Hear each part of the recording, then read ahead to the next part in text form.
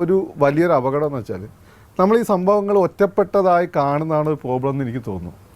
ഈ സെൻട്രൽ കേരള എന്ന് പറഞ്ഞ സ്ഥലം അടുത്ത കാലത്ത് ഈ കമ്മ്യൂണലിസത്തിൻ്റെ ഹോട്ട് ബെഡായി മാറിക്കൊണ്ടിരിക്കുക. ഇത് ഹിന്ദുക്കളും മുസ്ലിങ്ങളുമായിട്ടല്ല, ക്രിസ്ത്യാനികളും മുസ്ലിങ്ങളും തമ്മിൽ. നിങ്ങൾ കുറേ സംഭവങ്ങൾ എടുത്തു നോക്കൂ. ഈ ഹാദിയയുടെ വിഷയം ഉണ്ടായി, അതുമായിട്ട് ബന്ധപ്പെട്ട വിവാദങ്ങൾ നോക്കൂ. അത് കഴിഞ്ഞിട്ട് അതിൻ്റെ മുമ്പാണ് കൈവെട്ടിയ കേസ് നോക്കൂ. അത് കഴിഞ്ഞിട്ടാണെങ്കിൽ ജസ്ന എന്ന് പറഞ്ഞ കുട്ടിയെ കാണാതെ, ആ കുട്ടിയെ കാണാതായതിന് പിന്നിൽ ഒരു മുസ്ലിംസിന് യാതൊരു പങ്കുകൊണ്ട് യാതൊരു തരത്തിലുള്ള റെഫറൻസും ഒന്നും എവിടെയും വന്നിട്ടില്ല. അതും മുസ്ലിങ്ങളെ തലക്ക് വെച്ചിട്ടുണ്ട്.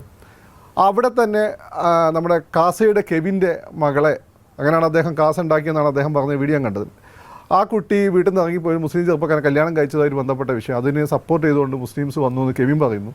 ഇങ്ങനെ ഒരു വല്ലാത്ത രീതി അതിശക്തമായ ക്രിസ്ത്യൻ മുസ്ലിം വേർതിരിവും വെറുപ്പും ഉണ്ടാക്കുന്ന ഒരു ഏരിയ ആയിട്ട് ഈ സെൻട്രൽ കേരള മാറിയിട്ടുണ്ട്.